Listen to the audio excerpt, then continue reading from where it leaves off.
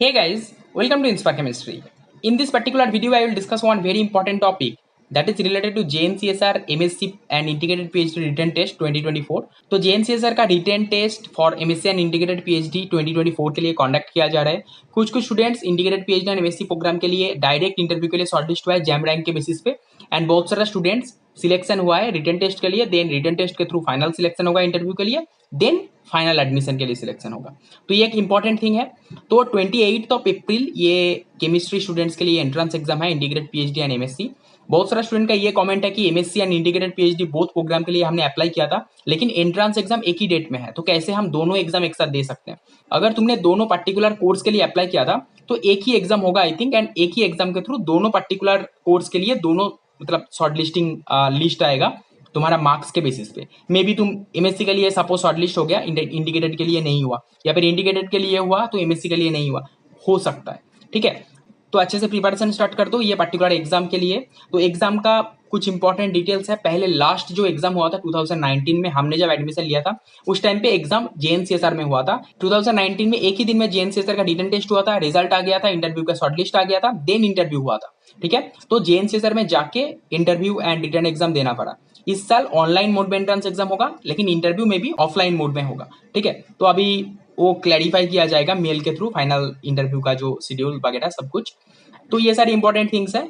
And ये जो exam 2019 का जो पैटर्न था, टोटल 50 क्वेश्चन आया था। मैक्सिमम क्वेश्चन एमसीक्यू टाइप का आया था, एंड कुछ क्वेश्चन डिस्क्रिप्टिव टाइप का आया था, एक दो सेंटेंस में आंसर करना है। तो मान लो कि मैक्सिमम क्वेश्चन एमसीक्यू बेस्ड होगा, एंड 2019 में 50 क्वेश्चन आया था टोटल। ठीक है, तो 50 क्वेश्चन 50 मार्क्स था, या फिर 50 क्वेश्चन 100 मार्क्स था, पूरा याद नहीं है, लेकिन मेरा जो पैटर्न है, मेरा एक फ्रेंड ने दिया था, मेरा जैम रैंक के बेसिस पे डायरेक्ट सिलेक्शन हुआ था इंटरव्यू के लिए, लेकिन मेरा एक फ्रेंड है अभी जेएनसी सर में है, वो रिटन टेस्ट के थ्रू शॉर्टलिस्ट हुआ था, देन इंटरव्यू के थ्रू फाइनल सिलेक्शन हुआ था। ठीक है, तो उसने बता रहा था कि एग्जाम जो पैटर्न था टोटल 50 क्वेश्चन था, मैक्सिमम एमसीक्यू था, एंड उसके बेसिस पे जो शॉर्टलिस्टिंग क्राइटेरिया हुआ, देन इंटरव्यू के थ्रू फाइनल सिलेक्शन हुआ था। ओके, और एक इंपॉर्टेंट थिंग जो स्टूडेंट मैं पहले डिस्कस किया शॉर्टली, कि अगर दो प्रोग्राम के लिए अप्लाई किया एमएससी एंड इंटीग्रेटेड पीएचडी, तो एग्जाम होने के बाद जो रिजल्ट आएगा दो पर्टिकुलर कोर्स के लिए अलग से शॉर्टलिस्ट आएगा। आई थिंक एक ही एग्जाम के थ्रू दोनों के लिए सिलेक्शन होगा। ठीक है, एक ही डेट के अंदर एक ही टाइमिंग के अंदर एग्जाम होगा, इंटीग्रेटेड पीएचडी एंड एमएससी। ठीक है, आई थिंक दोनों एग्जाम नहीं होगा, अगर होगा तो फिर सेपरेटली तुम्हें मेल आएगा, उसके लिए सेपरेटली टाइमिंग आएगा, दोनों एग्जाम का टाइमिंग डिफरेंट होगा। अगर डिफरेंट टाइमिंग नहीं है तो एक ही एग्जाम के थ्रू दोनों कोर्स में शॉर्टलिस्टिंग होगा। ओके, मैं लिस्ट देखा, टोटल 12 स्टूडेंट्स इंटीग्रेटेड पीएचडी के लिए डायरेक्ट इंटरव्यू के थ्रू शॉर्टलिस्ट हुआ, डायरेक्ट इंटरव्यू के लिए शॉर्टलिस्ट हुआ, एंड टोटल 25 स्टूडेंट्स एमएससी के लिए डायरेक्ट इंटरव्यू के लिए शॉर्टलिस्ट हुआ जैम रैंक के बेसिस पे, एंड 150 से ज्यादा स्टूडेंट्स रिटर्न एग्जाम के लिए शॉर्टलिस्ट हुआ। तो 150 स्टूडेंट्स में से मे बी 75 और 100 के आसपास स्टूडेंट शॉर्टलिस्ट किया जाएगा रिटर्न एग्जाम में फाइनल इंटरव्यू के लिए, देन इंटरव्यू के थ्रू फाइनल सिलेक्शन होगा। ओके, तो अच्छे से प्रिपरेशन करो। कुछ पर्टिकुलर टिप्स मैं दे देता हूँ, ये जो पर्टिकुलर एग्जाम प्रिपरेशन करने के लिए जैम का जो सिलेबस है, आईआईटी जैम का, वो सिलेबस फॉलो करो अच्छे से, तो मैक्सिमम थिंग्स कवर हो जाएगा। जैम का प्रीवियस क्वेश्चन अच्छे से प्रैक्टिस करो, एंड जैम का सिलेबस फॉलो करो। कुछ इंपॉर्टेंट चैप्टर्स मैं मेंशन कर देता हूँ। इनऑर्गेनिक केमिस्ट्री के लिए chemical bonding, coordination chemistry, organ metallic chemistry, bio inorganic chemistry. ठीक है, एंड पीरियोडिक प्रॉपर्टी देख सकते हो। फिजिकल के लिए chemical kinetics, chemical equilibrium, phase equilibrium, thermodynamics का first law, second law, third law, thermochemistry बहुत ज्यादा इंपॉर्टेंट है। देन क्वांटम का basics, electrochemistry and physical spectroscopy, rotational vibrational. Organic के लिए general organic chemistry, stereochemistry, pericyclic reaction and acidity basicity, ये सारे things related जो पोर्शन, एंड उसके साथ जो organic spectroscopy, IR, UV and NMR, तो ये सारे थिंग्स डेफिनेटली तुम्हें देखना चाहिए, तो एग्जाम के लिए अच्छे से प्रिपरेशन हो जाएगा। एंड जैम का लास्ट 5 ईयर्स क्वेश्चंस अच्छे से एटलीस्ट प्रैक्टिस करना चाहिए। तो 28 ऑफ अप्रैल एंट्रेंस एग्जाम है, तो अभी भी तुम्हारे पास 6 to 7 डेज के आसपास है। जैम में जो थिंग्स तुम्हारा कवर नहीं हुआ, तो वो सारे थिंग्स देख लो, important chapters and previous year question अच्छे से प्रैक्टिस करो। तो ये सारे इंपॉर्टेंट थिंग्स है। जितना मार्क्स का एग्जाम है उसका 40 to 50% अगर मार्क्स आ रहा है तुम्हारा, तो डेफिनेटली सिलेक्शन हो जाएगा। 50 मार्क्स में से 20 प्लस में हो जाएगा, 100 मार्क्स में से 40 प्लस मार्क्स में हो जाएगा। तो एक इंपॉर्टेंट थिंग्स है। उसके बाद एक इंपॉर्टेंट थिंग कि टोटल 150 स्टूडेंट्स एग्जाम दे रहा है, तो कितना स्टूडेंट्स का शॉर्टलिस्टिंग होने का चांस है इंटरव्यू के लिए?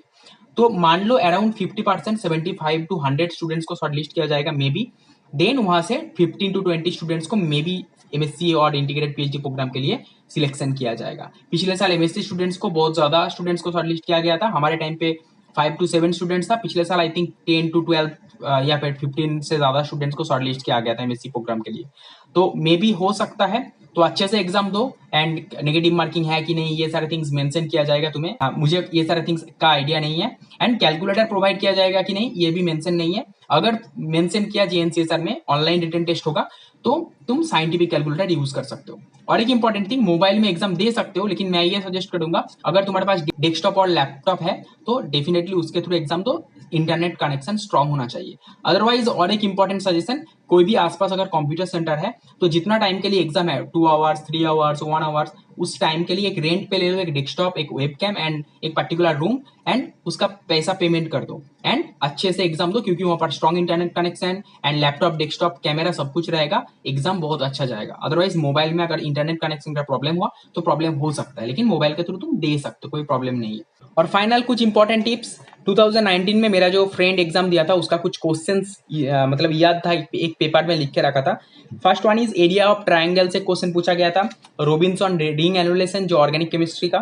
थर्मो केमिस्ट्री से कुछ क्वेश्चंस था, मतलब हीट जो delta H equal to delta H one plus delta H two, ये जो पर्टिकुलर हेस लॉ, इस पर्टिकुलर लॉ से एक क्वेश्चन पूछा गया था। Then acidity order basicity order से क्वेश्चन था। एस्टर हाइड्रोलिसिस से क्वेश्चन था। फेरोसिन से क्वेश्चन था। Then carbocation carbanion molecular orbital diagram, ये पर्टिकुलर कुछ टॉपिक से क्वेश्चन पूछा गया था 2019 में। तो अच्छे से इस पर्टिकुलर एग्जाम के लिए प्रिपरेशन करो। मैक्सिमम थिंग्स मैं डिस्कस कर दिया। जैम का सिलेबस फॉलो करो, जैम का लास्ट 5 ईयर क्वेश्चन अच्छे से प्रैक्टिस करो and without any tension exam दो। बहुत अच्छा एग्जाम जाएगा एंड उसके बेसिस पे शॉर्टलिस्ट होने के बाद इंटरव्यू के लिए फाइनल कॉल आएगा। Okay, all the very best. कुछ क्वेश्चन होगा, कुछ प्रॉब्लम होगा तो क्वेरीज है तो कमेंट करो, मैं सारे थिंग का डिस्कस कर दूंगा कुछ डिफरेंट वीडियोस के through. Thank you for watching, see you in the next video.